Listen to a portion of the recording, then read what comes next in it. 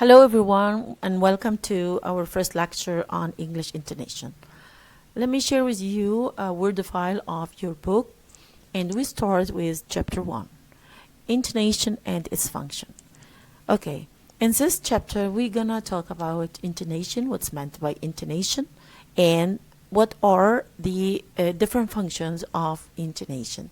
First, let's see what's meant by intonation. Intonation, the very simple definition of the word is that it means the rise and fall or fall of our voice or the melody of speech.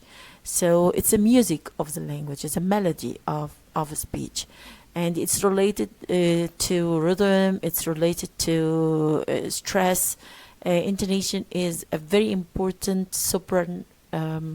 segmental element of any language, because it's through intonation that we can do a lot of things, as we gonna see. Okay, and our voice when speaking usually goes up and down, and this is something very natural, because if we keep our voice at a particular level without moving up and down, then our speech gonna be robotic and will be emotionless. Okay, now let's how can we know intonation?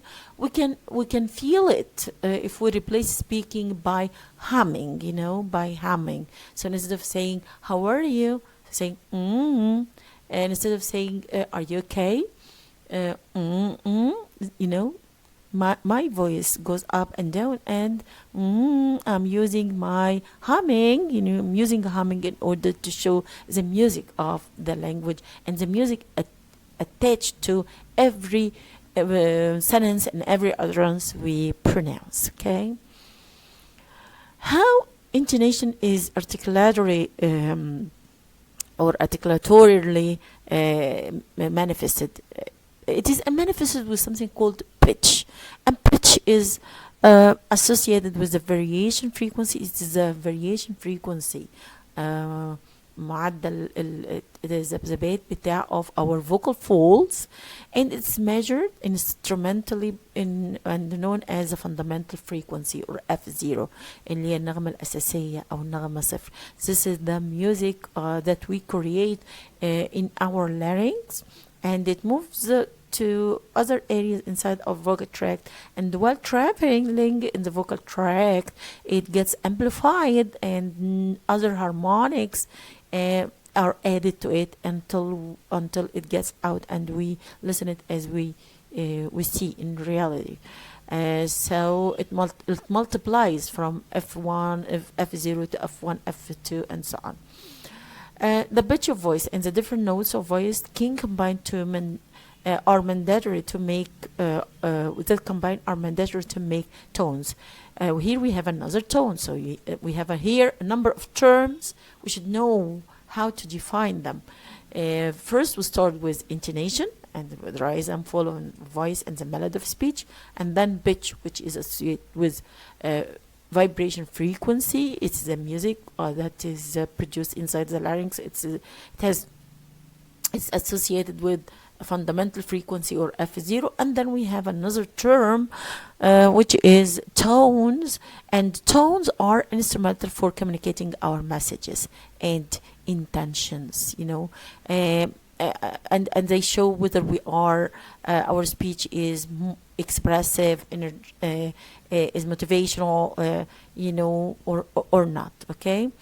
And when we talk about intonation, we talk about different tones, and each kind of sentence or utterance is gonna carrying a particular tone, نغمة كده معينة زي ما هنشوف بعدين, and this is what we mean by tones. Intonation, let's go on. Intonation, something else you should know about intonation, that it's the punctuation of our speech, and it helps listeners to navigate where we stop and where we ask for information, etc. Okay, imagine writing without punctuation. Would it be meaningful? Would it be easy for us to navigate the text and understand or know where each sentence starts and what's the different parts of each sentence, and so on and so forth? Of course not. So intonation is a punctuation of our speech. Also, intonation helps words communicate messages and emotions such as anger, disgust, fear, sadness, happiness, etc. So, in mastering for us as non-native speakers of English, it's a must for actually. It's a must actually to master English intonation, and because it is very important for the process of communication. Okay. Um, and it makes our speech more intelligible, the degree of your accent intelligibility and acceptance more. It makes our speech more intelligible, more understandable, and also it gives us more acceptance and more, and our speech becomes more appealing to people and to listeners. Pitch is the main carrier of intonation, and as this is another definition, the rise and fall of our voice, and it indicates a lot of things about speakers and about the nature of the message that you are saying, and so on. Now let's move to another point. By the way, as the page number here is different from the page number in your book. So I ask you to move to the bottom of page 6 in your book. And here we are going to talk about two important terms. The first term is tone languages. And this is the meaning of a word changed in this kind of languages, which are called tone languages. The meaning of a word changes according to the tone used.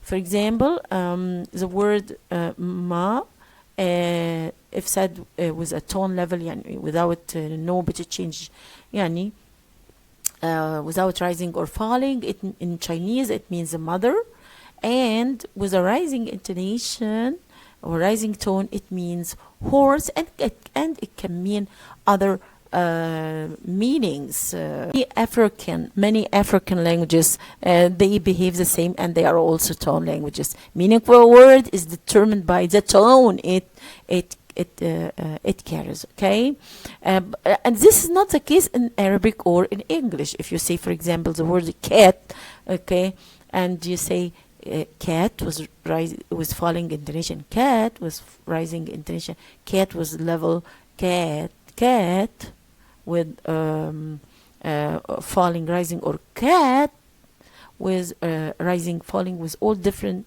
tones. The word cat will remain refers to the referring to this nice and little and cute animal, cat. The meaning doesn't change. Okay, and this is why English and Arabic and these languages are called intonation languages, not tone language. No, intonation language, where our English intonation is not operating on word level but on word group or utterance level. So the meaning of an utterance changes according to the tone used. And there's a difference between intonation languages and tone languages. In tone language, the meaning of the word changes according to the tone used. In intonation languages, such as English and Arabic, the meaning of the whole utterance changes according to the tone used. So if you say, his home, this falling intonation, okay? If you want to put it in question form, or you ask for repetition, or you are not sure, you're not certain that is a home, and so on, say his home. So we change the whole intonation, or the tone changes the meaning of the whole utterance from being a statement in the first to a question in the second. Okay, and here we have different levels of pitch and different levels of tone. Okay, and what are these things? These are the different levels of our pitch range, and every one of us has different pitch range. Why? Because the range of our pitch, which refers to the the highest level and the lowest level, okay, of our pitch, differs from one person to another, and this depends on the size of our head, the size of our body, and also the anatomical structure of our vocal tract and our larynx. كل ده يعني جسمنا والتشريح والوضع التشريحي بتاع أعضاء الكلام عندنا، كل ده affect our pitch range. But anyhow, let's look at these four levels. Level number one marks the end of our speech. We use level number one, low pitch, low voice, when we want to mark the end of our speech. Okay, we use level number two when we start our speech. الطبقة الثانية when we start our speech. We use level number three to mark stressed words in our speech. Okay, words which are important in our speech. Okay, for example, when I say I went to the museum yesterday, yeah, I'm focusing on the word museum because it's a key word. I can add yesterday also because it's a key word. It's an important word. I put them, museum and yesterday, on a higher pitch, with louder voice, okay? And because they are important and I want to attract the listener's attention to these important words. And pitch level number 4, okay, this is the highest level of voice, and we use it for expressing emphasis and extreme anger, excitement, etc.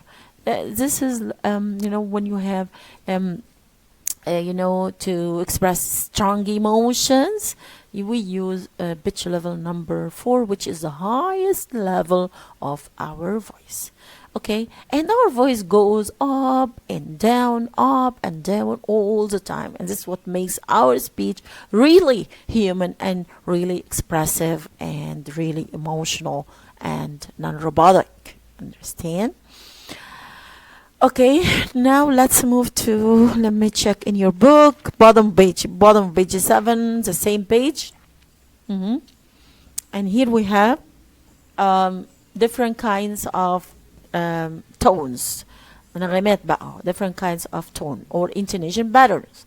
For example, we have fall, we have rise, we have level. Level means neither fall nor rise. It's steady, as you see, steady.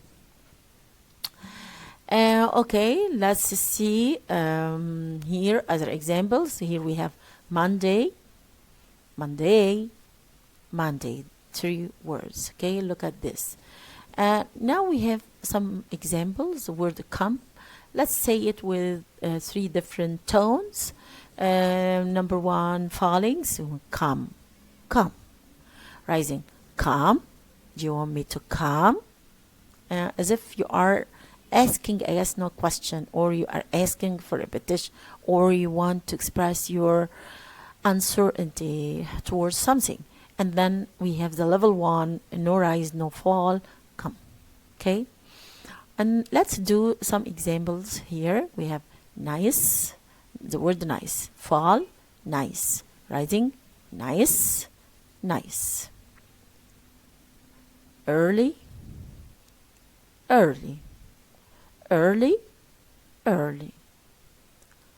Hard.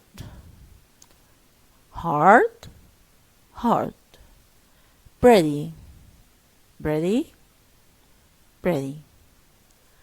Later. Mad. Hungry.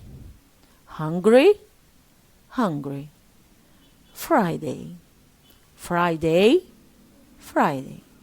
You understand? Listen to your teacher. Okay, this whenever you find the please do in your notebook, because this is very important. I'm gonna check during our classes.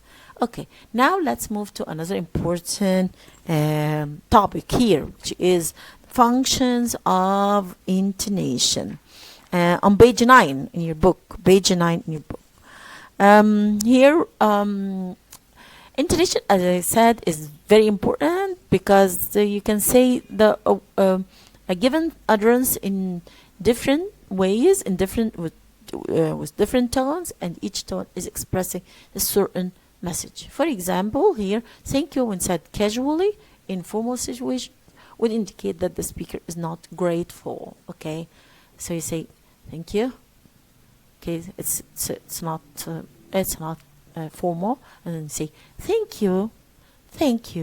This is formal and indicates that you're really grateful, and so on. Here, let's move to the first function. First function. It's bottom of page 9. First function is that intonation is a meaning carrier, means through which we can identify the grammatical function of the utterance, statement, question, an order, an exclamation, and so on. Yes, really, intonation has a grammatical function, and it carries meaning, and it tells us what is the grammatical form of an utterance. For example, here we have your home, statement, question, your home. Okay, doubt, your home. I'm not sure that you're home. Your home, okay, and confirmation.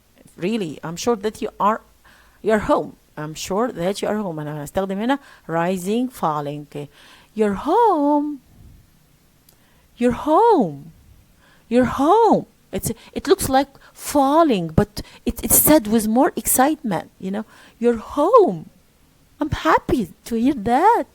Okay, so here's falling, here's rising, falling, rising, and this is rising, falling, and every time we have a different meaning and a different grammatical function. Okay. Here also we have another important thing which is related to grammar. I'm moving to page 10, which is related to grammar. Here, this example is talking about tag questions. Okay, intonation and grammar of tag questions. Okay, let's say and bold this part. Yes. For example, if said with our voice rising on the tag part, the tag question, if we said with our voice rising on the tag part, they sound genuine information, seeking information. Okay, they sound genuine information, seeking questions.